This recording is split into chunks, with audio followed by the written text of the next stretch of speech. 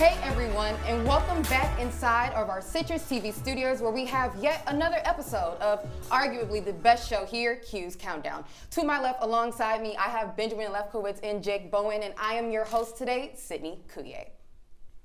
And just the other day, the Orange unsurprisingly put BTA against the Colgate Raiders, a prehistoric rivalry that goes all the way back to 1891, with the series standing at 32-31-5. The final score was 66-24. This was a game of firsts, with 94 players on the active roster getting playing time, along some of last night's players joining the likes of legends. Ben, starting with you, what was your standout moment from last night's game? Yeah, Sydney, it has to be Steve Angeli. Just what a bounce back performance for Angeli. UConn, we saw, he was shaky up until the fourth quarter and that win, but yeah, the numbers don't lie. 6 total touchdowns, 5 in the air, 1 on the ground, and those 6 total touchdowns, standout moments, that ties Jim Brown and Eric Dungy as the only SU players to accomplish that feat in the game. Just a remarkable performance by the new QB1. Yeah, Ben, you mentioned Steve Angeli. For me, my standout moment was that the offense played a complete game and got everyone involved. 9 players ran the football. 13 different players caught a pass, and 8 found the end zone.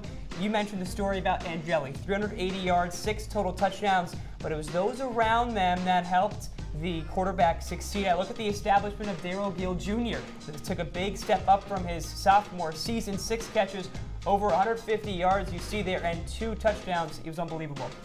But let's not forget, guys, true freshman Demetrius Samuel Jr. He reported his first collegiate catch, pick, and punt return at just the fresh age of 17. He is the second youngest player in FBS and even had to reclass to be able to play at this level. And Jake, I know as he continues to find his rhythm, he will be a force. So how do you think Coach Fran Brown is going to use him going forward in the system? Well, it's going to be bits and pieces for him, Cindy, because Ben, he's only 17, and he's already showing how talented he can be on both sides of the football. Yes, you'd like to see him have a good game against Colgate, but the reason why Syracuse has him is to play in those big ACC games, those Clemson games, as they will play this weekend. And you see on Friday night a great game, an interception, returned a punt, caught a pass for 10 yards. He was really involved. So if you're a Syracuse fan, it's nice to see him succeed, and it's good that he's getting some confidence for this weekend's matchup. Exactly. You hit the nail on the head there, Jake. He's 17 years old, and it's unbelievable what we are seeing, but it was against Colgate. We can't call him Travis Hunter yet. We saw what happened in that first drive against Tennessee, the PI. Expect Dabo Sweeney and Cade Klubnik to wash out on film from week 1 in Tennessee. They're going to target Samuel. I see it happening, but a really, really encouraging game for the true freshman, Sydney. Well, you both make great points. Well, the Orange will need everyone on the roster to be healthy and excited to empty the tank out on the gridiron as they start conference play next week in Death Valley against Clemson. A tough game nonetheless. Syracuse arguably has one of the toughest schedules in all of FBS. Ben, how do the Orange look ahead when it comes to ACC play? I mean, Sydney, it's hard to say right now just because Clemson, they're 1-2, but I just feel like this is a can't-lose game for the Tigers. Coming back home, they lost to LSU when they were then the 4th-ranked team. I don't see SU winning this game specifically. I think it's going to be a hard environment to play in. They never won in Death Valley. And I don't know, Cade Klubnik, this team knows they really cannot lose this game, and I do not see the Orange coming out on top. Yeah, don't sleep on Dabo Sweeney in Death Valley, one of the hardest places to play. But I take a look at this upcoming schedule for Syracuse. They take on Duke in a couple of weeks. That's going to be another tough game. Manny Diaz in year 1, 9 wins, really turning this Blue Devils program around. You see on your screen. And then you've got SMU right after, going back across the country to the Midwest against a playoff team last year. And although Kevin Jennings hasn't had his year with SMU, it's still Kevin Jennings, and it's still a college football playoff team last year. The Orange, I see them falling there. Well, Ben, you basically said it best.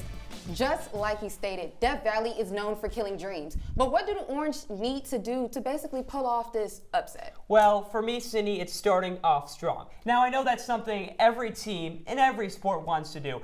But Ben, when you go down in Death Valley, a place where Clemson wins over 75% of the time, you're going to have to score early and you're going to have to score often. The Orange have never won in Death Valley, and they haven't beaten the Tigers since 2017.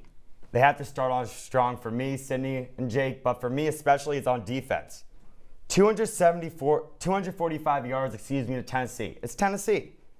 275 to UConn, but they allowed over 400 yards to Colgate at home. For me, it's defense. They need to stop Cade Klubnik in that dynamic Tigers offense and force the 3 and outs, keep them on the sidelines. That's how they're going to win this game for me. Well, with the battle of the oranges on the horizon, this matchup between Clemson and Syracuse will basically set the tone for both programs going forward. Jake, you're on a chopping block first. Who's the superior orange? I'm going with Clemson, and it's not close. 40-14 to the Tigers. I know they've gotten out to a rough 1-2 start, but you look at the last time Clemson started 1-3, that was 2004. It's Clemson, it's Dabo Swinney. I don't care what the record is. Cade Klubnik's been an elite quarterback historically, and Clemson gets the job done. Jake, give them some slack. It's Fran Brown. I'm going to go 2-score game, 35-21 Clemson. Just because the way Syracuse started really against Tennessee. They were not ready to play, and I do not envision in this environment, Fran Brown knows his team was not ready to play in Atlanta. It was a big Tennessee home crowd. It's going to be the same thing in now Death Valley. As Jake said, they haven't won there before. I still think Fran's going to have his guys ready to go, so that's why I envision a 2-score game, 35-21. I don't think they're going to win, but I don't think it's going to be that bad. I don't know about that defense, Bennett. It's pretty bad. Okay, Jake. Well, I think I might have to be the odd one out here and say I don't think Clemson and Death Valley is the real Death Valley. Just putting it out there. I wholeheartedly think this offense can compete against an SEC stature. However, though, it's the defense or the lack thereof which I'm worried about. But that basically wraps up Cuse Countdown. Once again, to my left, Benjamin Lefkowitz and Jake Bowen. I'm Sydney Cuse. And ahead of us, Orange Press Proud Crew will break down the dire situation the Orange has landed themselves in this offense.